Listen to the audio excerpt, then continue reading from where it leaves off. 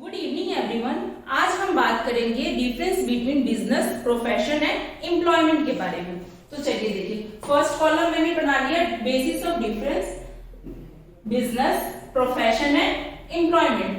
4 column में divide कर ली। First क्या है हमारे पास? कमेंसमेंट मीन्स की स्टैब्लिशमेंट, स्थापना करना। अगर आपको लगता है कि आप बिजनेस करने के लायक हो गए हो तो फिर आप क्या करोगे? सम लीगल फॉर्मेलिटीज को पूरा करके बिजनेस स्टार्ट कर सकते हैं।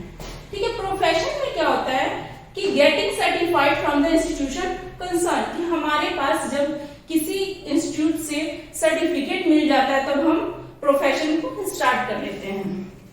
एम्प्लॉयमेंट क्या होता है कि कोई और अपॉइंट करे हमें तो हम काम करना उसके पास शुरू कर देते हैं, क्योंकि ये एम्प्लॉयमेंट हमारा खुद का काम नहीं होता, किसी और के अंडर काम करते हैं तो हमें अपॉइंट करेगा तो हम काम करना स्टार्ट कर देंगे।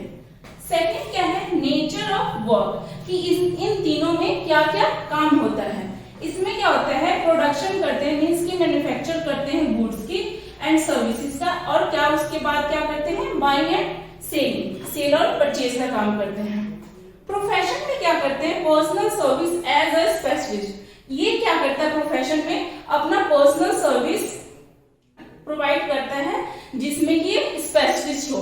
जैसे कि डॉक्टर है तो डॉक्टर में स्पेशलिस्ट होगा, लॉयर है, अकाउंटेंट है तो वो अपना सर्विस प्रोवाइड करेगा। एम्प्लॉयमेंट में क्या होता है?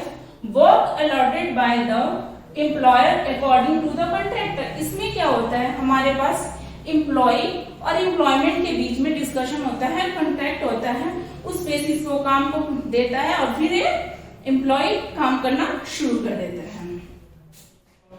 थर्ड वन क्या है हमारे पास? इन्वेस्टमेंट, कि आपको कितना कैपिटल इन्वेस्ट करना होता है। बिजनेस में क्या है?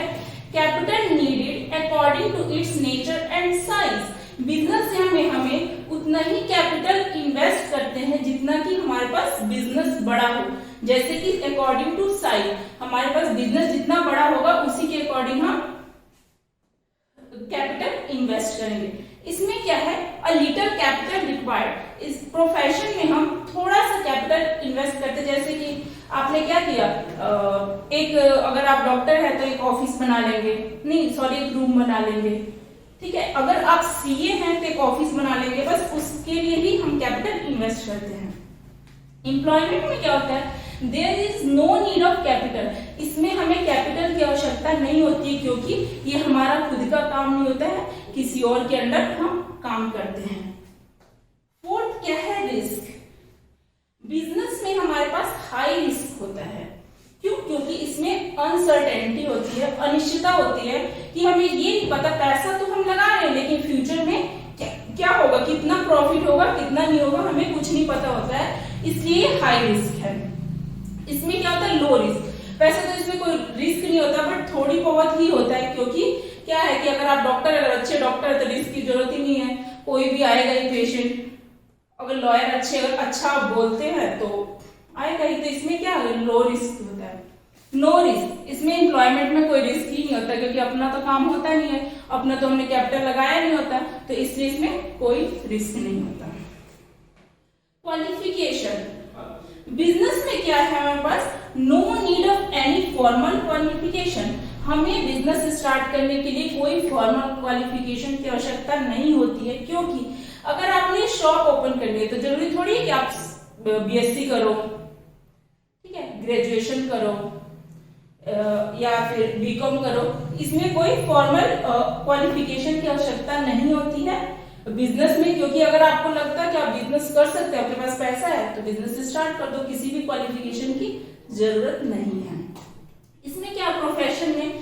इसमें मेन है क्वालिफिकेशन होना। इसमें फॉर्मल क्वालिफिकेशन होना बहुत ही जरूरी है, क्योंकि इसमें एक ही स्पेशलिस्ट होता है। अगर डॉक्टर है तो उसे एमबीबीएस का डिग्री होना जरूरी है, अकाउंटेंट है तो उसके लिए अपना अकाउंटिंग, उसके लिए नॉलेज होना जरूरी है, लॉयर है तो उसकी पढ़ाई करनी जरूरी है। तो इसमें क्या है? क्वालिफिकेशन बहुत जरूरी है। एम्प्लॉयमेंट में क्या है?